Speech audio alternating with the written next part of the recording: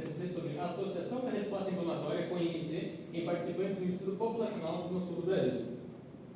A obesidade é uma doença crônica não transmissível mais prevalente no mundo. Ela possui uma etiologia multifatorial e ela é também um fator adjuvante para diversas outras doenças, como diabetes e doenças cardiovasculares. Isso ocorre devido à adiposidade, ela possui um papel importante de inflamação crônica de baixo grau, propiciando então essas outras comorbidades. De 2006 a 2021, no Brasil, houve um aumento de mais de 90% na prevalência de obesidade entre adultos no Brasil. A OMS define a obesidade como IMC maior ou igual a 30 kg por metro quadrado. O IMC ele é um método prático, replicável no estudo, entretanto ele tem uma falha em discriminar a composição corporal, a distribuição de gordura e suas repercussões metabólicas e inflamatórias. Por esse motivo, urge a necessidade de a gente associar outros marcadores, como o PCR, que é um biomarcador de inflamação crônica que prevê então, um risco cardiovascular ainda na fase clínica, subclínica da doença. O objetivo, então, é avaliar a associação entre o IMC e a PCR e suas repercussões laboratoriais e sociodemográficas, comparando, então, o perfil dos marcadores metabólicos e inflamatórios segundo o IMC dos participantes do GIP. O nosso estudo é um estudo epidemiológico transversal de base populacional com dados secundários do GIP, coletados em Pomerode no período de 2014 a 2018. É uma parceria entre uma universidade da Alemanha com a FURB que se subdividiu em 12 subgrupos, conforme sexo, e na faixa etária dos 20 aos 69 anos. Os critérios de inclusão no GIP era ser residente em Pomerode por pelo menos 6 meses, ter a idade dentro da faixa etária prevista, ter assinado o TCLE e também não ter limitações cognitivas ou comunicativas. O nosso índice final foi 718. Inicialmente tínhamos 2.488 e após perdas e recusas em relação ao IMC e o PCR, esse foi o nosso índice final. Em relação ao viés de seleção, não mostrou diferenças significativas na maioria das variáveis. Entretanto, idade e tabagismo mostraram algumas alterações, a amostra mais velha no caso. Então, reforçou o quanto o nosso estudo está consistente. Em relação às variáveis e parâmetros analisados, a obesidade foi a variável de exposição, a inflamação foi o desfecho principal e as covariáveis foram as seguintes: sociodemográfico, sexo, idade, cor, raça, ascendência germânica e escolaridade. No estilo de vida compõe tabagismo, consumo de álcool pelo AUD-TC, atividade física pelo IPAC e as doenças crônicas são DM2, raça, dislipidemia e depressão aplicado pelo teste PHQ-9. As medidas antropométricas foram peso, altura, circunferência do pescoço, circunferência abdominal, relação cintura-estatura e relação cintura-quadril. Os exames laboratoriais são colesterol total, HDL, LDL, triglicerídeos, PCR e glicemia de jejum.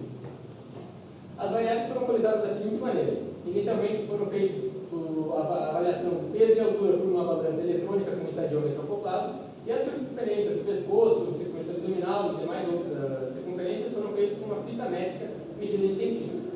As nossas categorias de MC são as seguintes: MC abaixo de 25 é baixo peso ou eutrófico, de 25 a 30 é sobrepeso e maior ou igual a 30 é a obesidade. Em relação aos exames laboratoriais, foram feitos com jejum de 10 a 12 horas e as amostras elas foram coletadas e enviadas para o laboratório lá na Alemanha. O nosso trabalho possui uma aprovação pelo Comitê de Ética. A análise estatística foi feita da seguinte maneira: a associação entre o IMC e PCR estimada pela regressão quantífica com ajustes apenas no quantil 75, em modelos progressivamente ajustados, que o Gabriel vai explicar depois. A análise foi feita pelo STATA, 11.0, e o nível de significância adotado foi P menor do que 0,05. Boa noite. Agora eu vou entrar na sessão de resultados e eu vou começar falando sobre a relação entre obesidade e escolaridade. Então, no nosso estudo, a gente encontrou que quanto maior o nível de escolaridade, menor a prevalência de obesidade. Dessa forma, os participantes que tinham concluído o ensino superior tinham 26% de prevalência de obesidade, enquanto os que tinham o ensino fundamental de 1 a 4 anos tinham prevalência de 52%. Em relação ao excesso de peso por sexo, a gente pode ver que foi dividido os participantes entre baixo peso e eutrófico em azul, sobrepeso em verde e obesidade em laranja. Então, a gente considerou o excesso de peso como uma soma de sobrepeso mais obesidade. E a gente pode ver que nas mulheres tinha uma porcentagem bastante inferior se comparado aos homens, de forma que as mulheres tinham um baixo peso e um eutrófico bem mais relevante se comparado. Em relação ao IMC, ao longo da faixa etária, a gente dividiu os grupos entre 20 a 39 depois 40 a 59 e depois 60 a 79. E a gente pode ver, a partir dos nossos resultados, que quanto menor a idade, maior a prevalência de baixo peso e eutrófico. E conforme a partir dos 40 anos até 79 anos, a gente pode ver que tem uma composição corporal bastante similar, com o sobrepeso e a obesidade similares e com o resultado final da soma dos dois bastante similares, perto de 80%. Em relação ao perfil clínico e a prevalência de obesidade na relação com esses marcadores, a gente pode ver que em relação a diabetes, hipertensão, depressão e dislipidemia, a gente teve um P estatístico relevante. E a gente pode ver a prevalência aqui de 62% na diabetes, que é o nosso principal relacionado à obesidade. Além disso, tabagismo, consumo de álcool, atividade física, cor e raça e ascendência germânica não apresentaram associação significativa com P inferior a 0,05.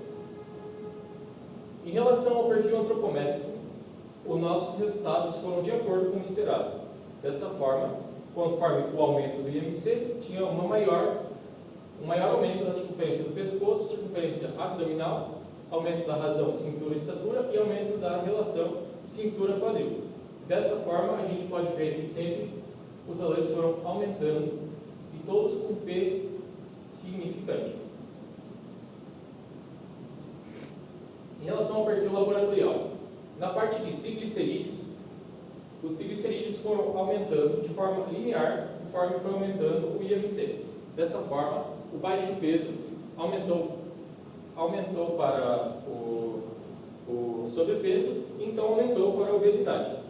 Por outro lado, na parte do HDL, aconteceu a relação inversa, em que no baixo peso a gente teve um maior HDL e conforme o IMC foi aumentando, o HDL foi diminuindo. Além disso, em relação à glicemia, LDL e colesterol total, a gente não teve um P significante estatístico em todos os casos e por isso a gente não abordou nos gráficos aqui. Serão melhores abordados dentro da parte de discussão. Aqui, eu vou utilizar essa imagem maior, depois continuar aqui. Esse gráfico foi montado da seguinte maneira. Aqui está a prevalência de PCR. Aqui está o maior PCR em relação aos homens e aqui o menor PCR em relação aos homens. Dessa forma, a fim de mostrar onde está a maior concentração deles, do PCR dos homens, foi colocado esse quadrado azul, que representa aqui o início do 25% e aqui o 75%. E esse traço aqui no meio da caixa é a nossa mediana. Dessa forma, a gente pode ver que a concentração dos homens vai com o PCR aproximadamente de 0,8 até 2, sua maior concentração, e que a mediana foi de 1,1. E a gente vê que nas mulheres foi mais disperso e com a mediana maior, sendo de 2,1. Em relação à faixa etária, a gente não encontrou um P significativo, de forma que a faixa etária não influenciou no PCR. Ainda explicando aqui, só tem as mesmas coisas que já foram faladas, em relação à mediana sobre a faixa etária. E agora eu vou explicar essa parte aqui, que é a parte mais complexa. Então, ela foi a partir daqui que foi montada, em que aqui está o menor PCR e aqui estaria o 100% do PCR. A pessoa mais inflamada estaria aqui e a menos inflamada estaria aqui. Então, a lógica dessa tabela é, se você ir aumentar em uma unidade a variável, que vai pegar no caso, vamos supor o IMC, o valor plotado em Y é o quanto que a PCR muda em resposta de acordo com o quantio. O que isso quer dizer? Se você pegar, por exemplo, o participante que está aqui, no percentual 75, é mais ou menos aqui. Se você traçar a linha até aqui, se você alterar em 1, a medida Y, ou seja, o IMC, isso irá alterar a PCR em mais ou menos 0,13, 14. O mesmo pode ser replicado para os outros parâmetros. O que isso significa na prática? Quanto maior a inflamação no IMC, quanto maior a inflamação, maior será a mudança de PCR. Em relação à cintura quadril, quanto maior a inflamação, maior será a diferença do PCR. O mesmo vale para o colesterol total e tem uma relação inversa com o LDL. Quanto maior a inflamação, menor o LDL. Isso será mais bem abordado na discussão. O que vale também positivo é o sexo feminino. Em relação à idade, a gente não conseguiu encontrar um P estatístico relevante. Aqui tem uma imagem maior. Em relação ao efeito da PCR e o IMC, a pergunta que a gente tem para esse slide é: em relação ao efeito do IMC sobre a inflamação, ele desaparece ao controlar as outras variáveis? Então, a partir disso, se a gente mudar em 1 o IMC e não contar as outras variáveis, a gente vai ter uma mudança de 0,22. Porém, se a gente for adicionando as outras variáveis, a gente queria saber se iria mudar o PCR ou não. E a partir disso, a gente já foi adicionando as variáveis de acordo com os modelos. Primeiro, modelo 1, sexo e idade, depois adicionando estilo de vida, antropometria, comorbidades, e depois, com todos os marcadores juntos, a gente viu que o aumento de 1 unidade do IMC vai operar em 0,13 o PCR. Dessa forma, a gente pode ver que a adiposidade é uma fonte de citocinas pró-inflamatórias que resulta no aumento da PCR. Vou continuar falando um pouquinho da discussão sobre a idade e o IMC. Perceba que conforme há o aumento da idade, há o aumento do IMC. Somando o sobrepeso com obesidade na faixa etária de 60 a 79 anos, 80,4% de excesso de peso, contra o predomínio de 44,8% que ocorreu na faixa etária mais jovem, mostrando então o padrão degenerativo ao longo da idade com o aumento do IMC nessa figura aqui. Estudos no sul do Brasil já mostraram isso. 70% de excesso de peso em adultos no sul do Brasil e se concentrou também, principalmente na fase idosa. Em relação ao sexo, o nosso estudo ele mostrou um excesso de peso principalmente nos homens, 37,5 contra 33,6 nas mulheres.